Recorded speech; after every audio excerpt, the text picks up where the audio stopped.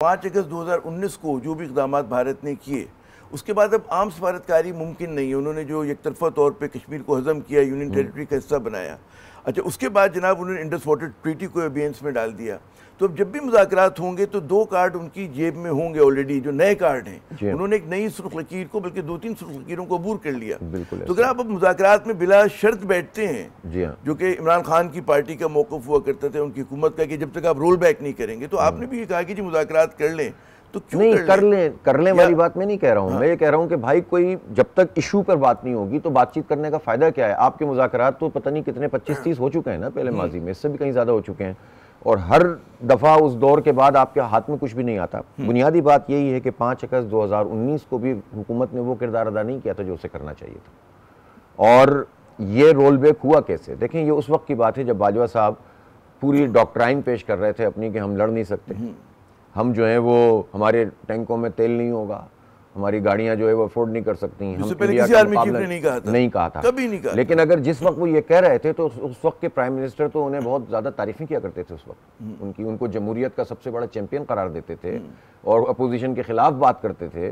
और जब ये इंडिया ने ये काम कर लिया था तो उसके बाद हमारी तरफ से एक्शंस क्या हुए, जो इंडिया ने अटैक किया और हमारे लोगों ने उनके जहाज़ को गिराया था और अभिनंदन को पकड़ा था, तो उस पर भी हमें जिस तरह से डिप्लोमेसी का मुजाहरा करना चाहिए था। सिर्फ डिप्लोमेसी ये नहीं होती कि आप दुनिया में अच्छा जेस्चर देते रहें और लोगों को, कैदियों को छोड़ छोड़ के भेजते रहें, आपको फर्म स्टेट लेना था। दरहकीकत कश्मीर पर जो हमारा 70 साल का स्टैंड था उस पर ज़र्ब लगाई थी इंडिया ने, उसने अपना हिस्सा उसको बना लिया, तो ये रिएक्शन हमारा क्या था, उस तरह का नहीं था। लेकिन अब जो आज के हालात, अब जो मुज़ाकरात की जो बात हो रही है, अब तो देखें, सिवाय इसके कि हक़ खुदरादियत और दूसरी बात यह है कि पानी, जब तक वो उससे पीछे नहीं हटता और 35A और 370 से वो अपने आप को पीछे नहीं करता, बातचीत करने का कोई फायदा नहीं। और ट्रम्प और अमेरिका जैसे लोग तो हमेशा दगा देने वाले, धोखा देने वाले लोग हैं, इनकी बुनियाद पर तो आप कोई मुज़ाकरात कर ही नहीं सकते।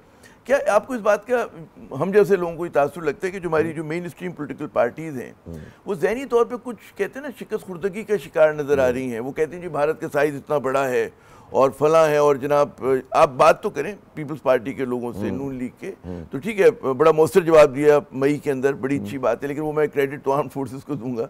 तो ये कहाँ तक तासुर जो है गलत या सही, आपको तो ज़्यादा उठना बैठना है।